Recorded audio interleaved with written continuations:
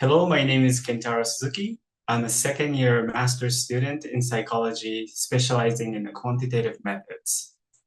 For those who are unfamiliar, quantitative methods in psychology focus on developing techniques to analyze psychological data using statistical approaches in order to study human behavior and mental processes.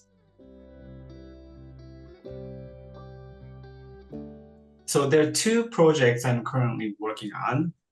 One is evaluating the feasibility of harnessing generative AI, such as ChatGPT and Google Gemini, for creating psychological scales and measure people's traits such as self-esteem and mindfulness.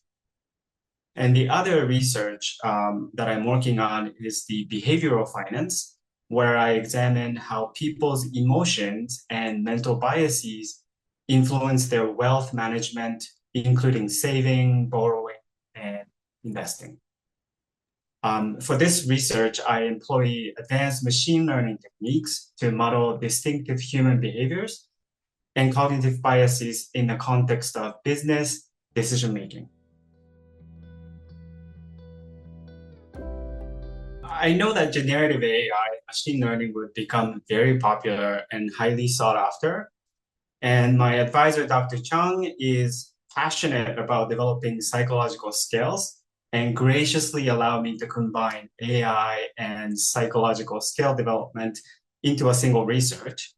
And for the second part of my research, as a graduate student, I'm also a small business owner of intercultural communication between Canada and Japan. And I was particularly interested in the similarities and differences of conducting business operations between the two countries. And I thought that learning statistical methods is the best way to connect my distinct learning interests, which are AI, machine learning, and behavioral finance through the lens of psychology.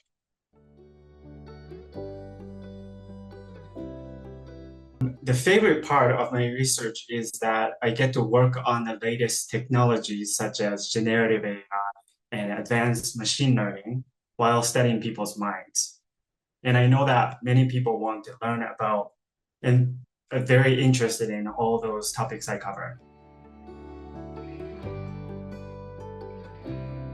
So I'm currently working on preliminary data exploration, focusing on the differences between humans and machines when it comes to expressing psychological concepts. So far, I found that when it comes to psychological matters, humans tend to be highly expressive, using different words and phrases. However, this often comes at the cost of clarity. On the other hand, machines often gain clarity by using similar expressions repeatedly, which to us sound quite monotonous. Okay, so since the mid-1960s, the number of psychological scales has increased exponentially, but the process of producing each scale is arduous, and therefore many researchers have turned to generative AI as a convenient and scalable alternative. But the long-term evidence of effectiveness and risks is yet to be collected. So I hope my research encourages everyone to have a balanced and educated view by considering both their merits and risks that come from new technologies like generative AI. And I think this is especially important when it comes to using these tools for personal mental wellness and wealth management.